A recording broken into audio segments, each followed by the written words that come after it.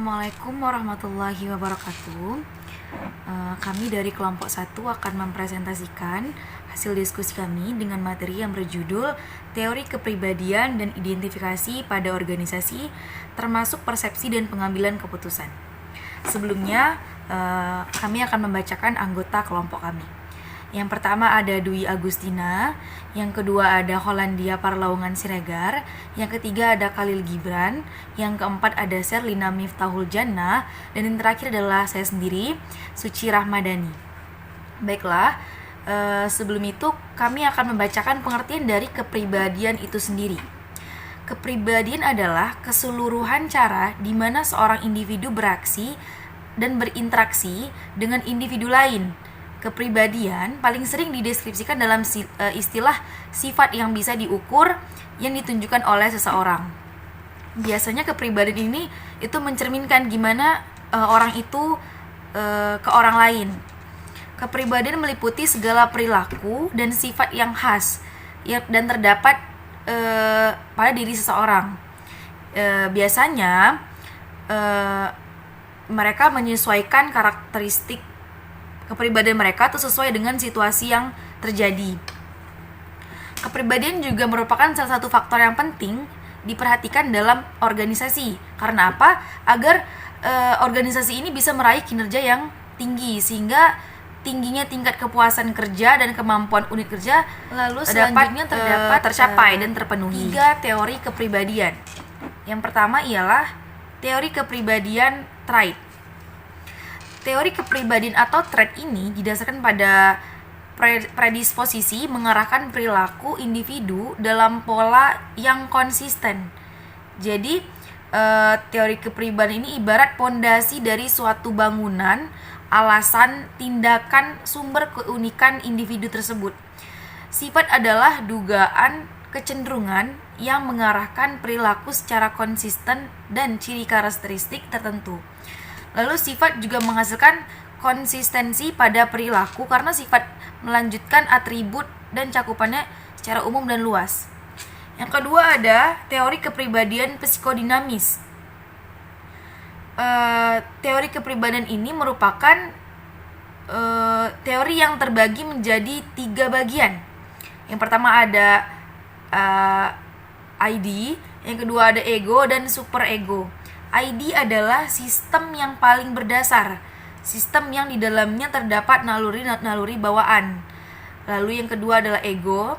Ego ini merupakan sistem kepribadian yang bertindak sebagai pengarah individu kepada dunia objek dari kenyataan untuk menjalankan fungsi-fungsinya. Lalu yang ketiga ada superego.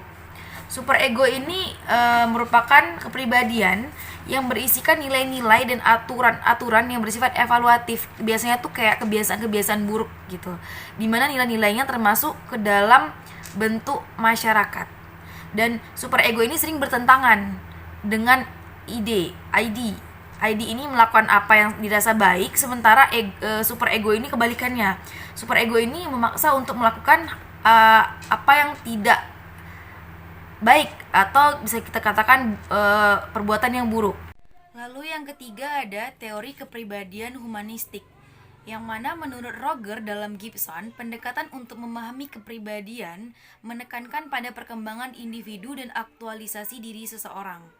Pendekatan dalam memahami kepribadian adalah humanistik, artinya berpusat pada manusia dan percaya bahwa yang paling dasar dari organisme manusia adalah untuk aktualisasi diri sendiri. Baik, saya Dwi Agustina. Di sini saya akan melanjutkan kembali materi yang sebelumnya telah dijelaskan oleh teman saya. Di sini saya akan menjelaskan mengenai ciri kepribadian. Ciri-ciri kepribadian memiliki pengertian yaitu karakteristik-karakteristik seperti sifat malu, agresif, malas, mengalah, ambisius, setia, dan lain sebagainya yang diperagakan oleh individu dalam sejumlah besar situasi. Dengan kata lain, ciri kepribadian adalah karakteristik-karakteristik yang bertahan yang memberikan perilaku pada seorang individu. Selanjutnya, model kepribadian memiliki 5 faktor yang biasa disebut dengan model 5 besar. Model 5 besar ini diantaranya yang pertama ekstraversi. di mana dimensi ini menunjukkan tingkat kesenangan seseorang dalam berhubungan atau bersosialisasi. Jika kaum ekstrovert atau ekstraversinya tinggi, cenderung ramah dan terbuka, serta menghabiskan banyak waktu mereka untuk mempertahankan dan menikmati sejumlah besar hubungan, berbeda dengan kaum introvert yang cenderung tidak sepenuhnya terbuka dan memiliki hubungan yang lebih sedikit dan tidak seperti kebanyakan orang lainnya, mereka lebih senang dengan kesendirian. Yang kedua, mampu bersepakat, di mana dimensi ini merujuk kepada kecenderungan seseorang untuk tunduk kepada orang lain. Yang ketiga, mendengarkan kata hati, di mana dimensi ini merujuk kepada jumlah tujuan kepada seseorang untuk memusatkan perhatian mereka. Yang keempat, kemantapan emosional, di mana dimensi ini menampung kemampuan seseorang untuk menahan stres. Orang dengan kemantapan emosional positif cenderung berciri tenang, bergairah, dan aman. Sedangkan mereka yang memiliki skor negatif cenderung akan memiliki tingkat kegelisahan yang tinggi, tertekan, dan tidak aman. Yang kelima, keterbukaan terhadap pengalaman, di mana dimensi ini mengamanatkan tentang minat seseorang. Saya Olandia Parlaungan Siregar. Saya akan menjelaskan materi yang sebelumnya telah dijelaskan oleh kawan saya. Kepribadian utama yang mempengaruhi perilaku organisasi. 1. Tempat kedudukan kendali adalah derajat sejauh mana seorang yakni menguasai nasib sendiri. Ini dapat dibagi menjadi dua tipe, yaitu internalizers dan externalizers. 2. Machiavellianisme. Machiavellianisme adalah derajat sejauh mana seorang individu bersifat pragmatis, menjaga jarak emosional, meyakini bahwa tujuan dapat menggunakan cara. Penghargaan diri, self-esteem. Self-esteem adalah derajat suka tidak suka seorang individu terhadap diri mereka sendiri. Penghargaan diri menawarkan beberapa wawasan yang menarik ke dalam perilaku organisasi, yaitu self-esteem diberikan secara langsung. 4. Pemantauan diri, self-monitoring. Self-monitoring adalah suatu ciri kepribadian yang mengukur kemampuan seorang individu yang menyesuaikan perilakunya pada faktor-faktor situasional luar. Seorang yang tinggi dalam memantau diri mempunyai kemampuan adaptasi yang besar dalam menyesuaikan perilaku mereka terhadap faktor situasional luar. 5. Pengambilan resiko atau keputusan. Pengambilan resiko atau keputusan adalah suatu kepribadian yang mengukur dampak. Berapa lama manajer perlu waktu dalam mengambil keputusan dan beberapa informasi yang mereka perlukan sebelum mengambil keputusan. Seorang individu mengambil risiko tinggi adalah mengambil keputusan jauh lebih cepat dan menggunakan sedikit informasi dalam mengambil pilihan-pilihan daripada pengambil risiko rendah dengan ketetapan keputusan yang sama. 6. Tipe kepribadian. Ada dua tipe kepribadian.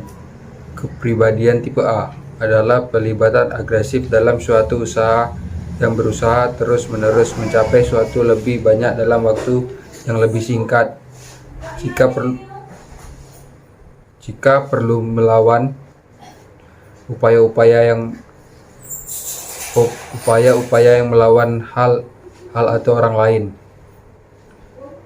Kepribadian tipe B tidak pernah merasa urgensi waktu bersama. Ketidaksabaran mengiringi rasa tersebut. Tidak pernah merasakan perlunya beragakan atau membahas prestasi mereka kecuali bila paparan semacam itu dituntut oleh situasi.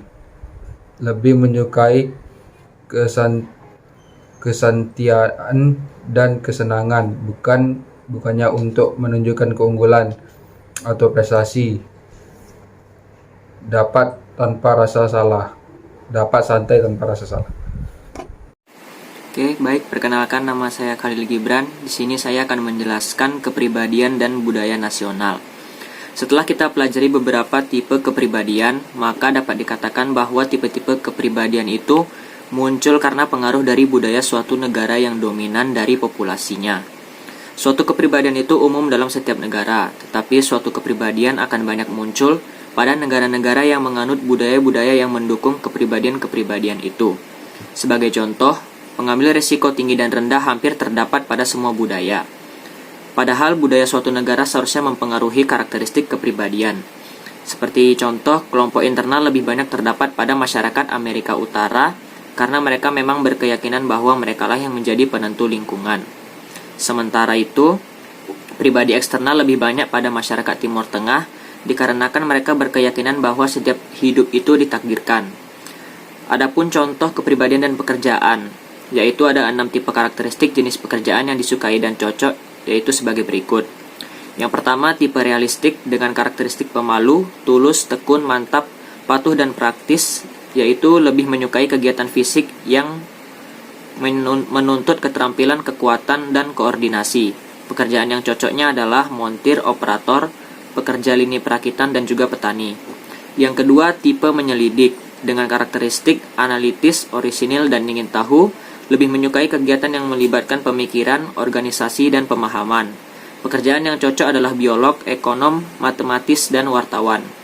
Yang ketiga ada tipe sosial dengan karakteristik senang bergaul, ramah kooperatif, dan memahami, dan juga lebih menyukai jenis kegiatan yang melibatkan bantuan dan pengembangan orang lain. Pekerjaan yang cocok adalah pekerja sosial, guru, penyuluh, dan psikolog klinis. Kemudian yang keempat ada tipe konvensional dengan karakteristik patuh, efisien, praktis, tidak imajinatif, dan tidak luas. Lebih menyukai peraturan, tata tertib, dan kegiatan yang tidak kembar arti. Jenis pekerjaan cocok adalah akuntan, manajer koperasi, dan juga kasir bank. Adapun yang kelima adalah tipe pengusaha dengan karakteristik percaya diri, ambisius, energik, dan menguasai, dan juga lebih menyukai kegiatan verbal, di mana ada kesempatan untuk mempengaruhi orang dan meraih sukses. Pekerjaan yang cocok adalah pengacara, agen real estate, spesialis humas, dan manajer bisnis kecil. Kemudian yang keenam ada tipe artistik dengan karakteristik imajinatif, tidak tertib, idealis, emosional, dan tidak praktis. Lebih menyukai kegiatan kembar arti dan tidak sistematis, serta memungkinkan ungkapan kreatif. Pekerjaan yang cocok adalah pelukis, musisi, pengarang, dan dekorator interior. Saya Saruna Miftahul Di sini saya akan mencoba menjelaskan terkait determinan kepribadian. Di sini terdapat 3 kotak. Dari 3 kotak ini dapat ditaruh sebuah formula, di mana P merupakan personality yang artinya kepribadian, H heredity yang artinya keturunan, dan E environment yang artinya lingkungan. Artinya, kepribadian ini merupakan suatu hasil interaksi antara faktor keturunan dan faktor lingkungan. Dengan kata lain, kepribadian itu sebagai hasil perpaduan antara faktor keturunan dan faktor lingkungan yang terdiri dari faktor sosial, budaya, dan situasi. Selanjutnya, di sini saya akan mencoba menjelaskan terkait ada 3 faktor yang menentukan kepribadian. Yang pertama itu ada keturunan, yang kedua ada lingkungan, dan yang ketiga yaitu ada situasi. Yang pertama keturunan. Pendekatan keturunan ini berasumsi bahwa penjelasan paling akhir dari kepribadian seseorang adalah struktur molekul dari gen-gen yang terletak dalam kromosom. Sosok, fisik, daya tarik wajah, kelamin, temperamen, komposisi otot, dan refleks, tingkat energi, dan ritme hayati ini merupakan karakteristik-karakteristik yang umumnya dipengaruhi oleh kedua orang tua. Beberapa hasil studi menunjukkan bahwa faktor-faktor psikofisik ini seperti tinggi badan, warna rambut, sifat malu, takut, murung, kegemaran, kemantapan, bahkan kepuasan kerja itu cenderung ditentukan oleh faktor hereditas. Persepsi. Persepsi adalah suatu proses di mana seseorang melakukan pemilihan, penerimaan, pengorganisasian, dan penginterpretasian atas informasi yang diterimanya dari lingkungan. Jadi persepsi ini merupakan suatu proses kognitif yang dialami oleh setiap orang dalam memahami informasi tentang lingkungannya. Pendapat lain menyatakan bahwa persepsi adalah suatu proses yang ditempuh individu-individu untuk mengorganisasikan dan menafsirkan kesan indera mereka agar memberi makna kepada lingkungan. Namun apa yang merupakan persepsi seseorang dapat berbeda dari kenyataan yang objektif karena perilaku orang didasarkan pada persepsi mereka akan realitas atau fakta dan bukan pada realitas itu sendiri. Maka persepsi ini sangat penting dipelajari dalam perilaku organisasi. Lalu ada faktor yang mempengaruhi persepsi. Terdapat pelaku persepsi, lalu ada target, lalu ada situasi, dan terakhir persepsi terhadap orang lain. Nah, penerapan persepsi dalam organisasi ini terbagi menjadi 6. Itu dalam bentuk wawancara karyawan, penghargaan kinerja, evaluasi kinerja, upaya karyawan, kesetiaan karyawan, dan proses dalam pembentukan profil organisasi. Pengambilan keputusan. Konsep dasar pengambilan keputusan ini merupakan suatu pemecahan masalah sebagai suatu hukum situasi yang dilakukan melalui satu pemilihan alternatif dan berbagai alternatif. Pengambilan keputusan adalah suatu proses pemilihan alternatif terbaik dari berbagai alternatif secara sistematis tersusun untuk ditindaklanjuti atau digunakan sebagai suatu cara pemecahan masalah. Proses pengambilan keputusan. Pengambilan keputusan yang optimal adalah rasional. Artinya, dia membuat pilihan memaksimalkan nilai yang konsisten dalam batas-batas tertentu. Lalu terdapat tujuan pengambilan keputusan yang dibedakan menjadi 2, yaitu tujuan yang bersifat tunggal, yaitu tujuan pengambilan keputusan yang bersifat tunggal terjadi apabila yang dihasilkan hanya menyangkut satu masalah, artinya sekali diputuskan dan tidak akan ada kaitannya dengan masalah lain. Lalu tujuan yang kedua adalah tujuan bersifat ganda. Tujuan ini merupakan tujuan pengambilan keputusan yang bersifat ganda yang terjadi apabila keputusan yang dihasilkan itu menyangkut lebih dari satu masalah, bisa jadi 2 masalah, 3 masalah. Artinya bahwa satu keputusan yang diambil itu sekaligus memecahkan 2 masalah atau lebih yang bersifat kontradiktif atau bersifat tidak kontradiktif. Baiklah, kesimpulan yang dapat kita tarik dari materi tersebut ialah suatu organisasi dalam rangka mempertahankan dan mengembangkan hidupnya akan mengalami pasang surut, di mana pastinya ada kegagalan, ada masalah sebagai salah satu bagian dari proses menuju kematangannya atau kesuksesannya. Dalam proses tersebut, pastinya anggota organisasi atau individu yang terdapat di organisasi itu terlibat aktif di dalamnya. Perilaku organisasi tersebut dipengaruhi oleh perilaku individu. Dan setiap individu dalam suatu organisasi pastinya memiliki perilaku, sikap yang berbeda-beda.